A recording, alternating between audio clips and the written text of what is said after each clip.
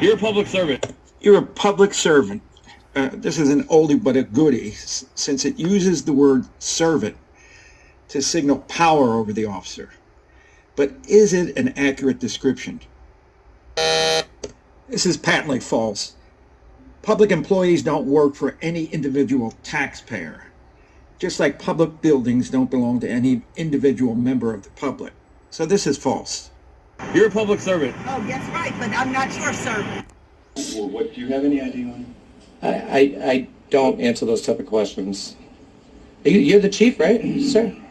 So we have a chief and a sergeant. Can you take your glasses off, please? Auditors enjoy giving police officers orders. And once the police obey, the auditor will give another and another order. Then it's over. In this case, the auditor is telling the chief of police to remove his glasses. Will the chief comply? Well, what, do you have any idea on? I don't answer those type of questions. You're the chief, right, sir? So we have a chief and a sergeant. Can you take your glasses off, please? Thank you, sir. Never obey an auditor.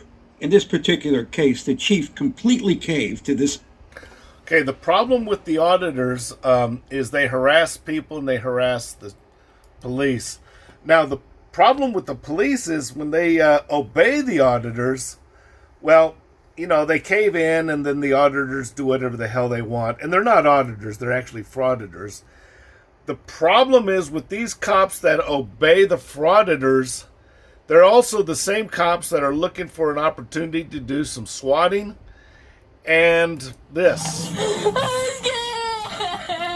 10-year-old girls get beaten up by a cop. Why are you running and hiding? I'm scared. I don't know what to do. He's 10 years old. How old are you? I'm 10. At that point, the police officer took the handcuffs off of the sobbing girl and went from taunting and gruff to a bit more empathetic and calm. The police audit found that this handcuffing of a 10-year-old girl did not violate police policy because such policy does not exist. The problem with these, well, let's say these wimp policemen that get pushed around by these frauditors, the problem is those are the policemen that are going to gut stomp the 10-year-old girls, look for a swatting opportunity, do something heinous to people who are cooperating, okay? Got a problem with the police, okay? Now, the police that are really tough and that want to manhandle the frauditors and arrest them, they're not the problem. It's the guys that are timid with the frauditors, they're the problem, okay? You got a lot of policemen that are worthless. And as far as percentages, that's probably the majority of them. I hate to say it, but probably is. And now we have another situation with Don Shipley. Now, I always criticize Don Shipley, but in this case, he's right on. Okay, he's speaking with the guy who claims to be a Navy SEAL, who is not. You don't really need Don Shipley to vet these imposters out. I mean, a lot of people like to solicit them, and that's fine. But I can vet them out myself. I know an impersonator when I see one. But here is a weird thing about these imposters, especially this one. I have a little for you. Wiped out as in killed? What? Wiped out as in killed? No, it's just man. Yeah, not all of us, but they just eventually wiped. Just abandoned it. Then they were going to start it back up. I don't know if they ever did or not, but it was transferred to SEAL Team 2. Oh. From 2 to 4. So where were you stationed at? In Little Creek, Virginia. With 2? With Team 2? With Team 2, I went and stationed in a little bit, Virginia. There you go. So I think probably what has happened with that Army guy, you know how Army guys are. Yeah. It's that story about the rape, killing women and children, sir. Is that a fact? Well, you do what you had to do to survive over there. Put it that way. That thing about your buddy raping, were they already dead when he was raping them? I've had 2 or 3 buddies that talked to. They took them to the tunnel, tied them up, rats got them. tied them up and rats got them. Yeah, you never seen that done? Okay, this is some bullshit story this guy's making up. Not Don Shipley. Shipley's confronting the guy that's full of shit, but the guy claims to be Navy. But the Navy guy, the guy who's claiming to be Navy, he's telling Army stories, okay? Now, when I went through Army ROTC advanced camp, they actually sang songs about killing women and eating babies and all that other grotesque stuff. I didn't really approve of it then. I don't approve of it now, and I didn't participate in that. But Army cadets tried to be tough. And, they talked about all this crazy shit. The one thing is, when you join the military, you don't have to give up your gang affiliation. No. You don't have to give it up at all. As a matter of fact, you can maintain your gang affiliation when you're in the Army. I think that also goes to the Air Force, too. But as far as talk about killing women and children and yada, yada, yada, that's more of an Army tall tale than a Navy one.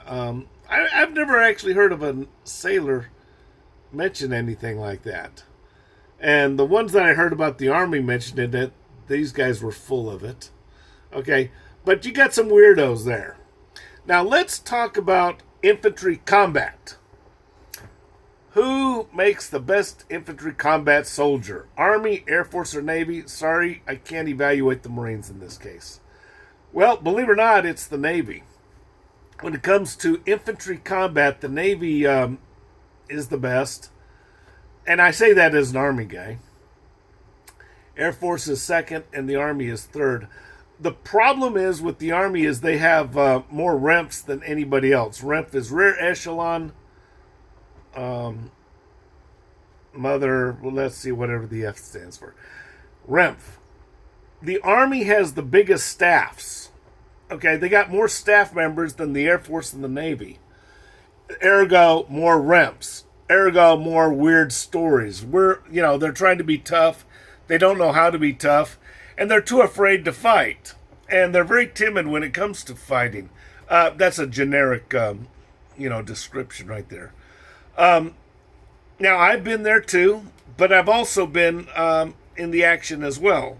Not a lot. I mean, if you were to rate my action in combat, let's say, I'd say I'd give it a 72%, which is barely passing. Yeah, just enough to say I did it. Not a whole lot, but a little bit, which means I'm in the minority because most people don't see any at all.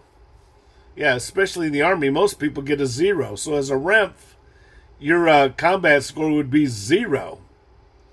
Saving Private Ryan's opening scene would be like 100. But actually what I've seen is the Navy actually performs better as in an infantry role than, let's say, Army. And Air Force would be second. All right. But you don't have to give up your affiliation with the gangs when you join the Army.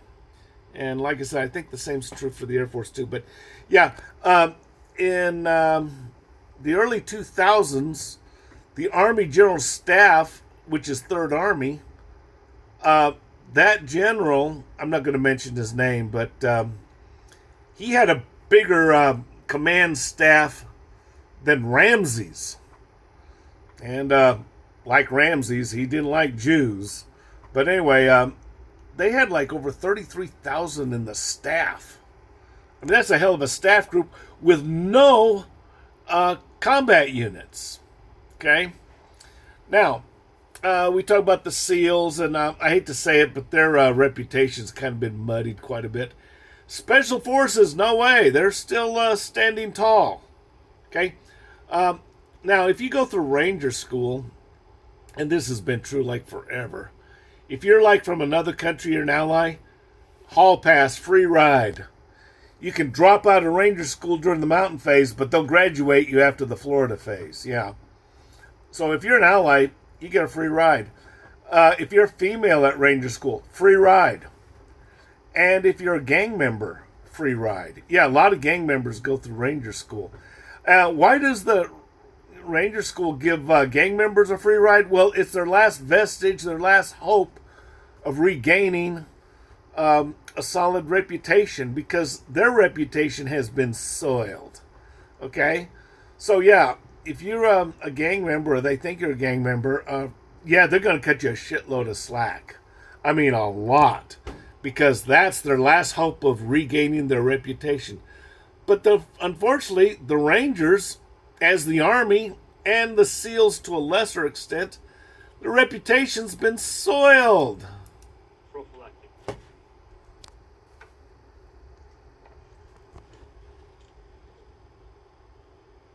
Unsoiled. Laughed himself silly, and afterwards he actually shook Andy's hand. My ass. Shook his hand. I near soiled myself. Okay, but anyway, to wrap up, the timid cops who are timid with the frauditors are, well, basically, let me call it, they're corrupt, they're useless, and they're the ones that are going to abuse the 10-year-old girls. They're the ones that are going to be very abusive. They're the ones that are looking for a swatting opportunity. Yeah, you've been told, forewarned is forearmed, And, yeah, and Shipley made a statement that these guys telling these crazy stories, they shouldn't be telling those stories. I agree with Shipley on that. Okay? I paid my dues personally, as far as the military is concerned. But I'd be danged if I'd be coming up with this nonsense that these people tell, these stories. But I will say that the Army tends to come up with some more stories than anybody else. Navy's got a few too, but not as bad as the Army. And I'm not cutting down the Army. I wish I could say better things, but I will say that the Special Forces are standing tall, and I'd like to say that. Rangers, not so much. They lost their religion. Anyway, this is America Go, Joe, and I'm back.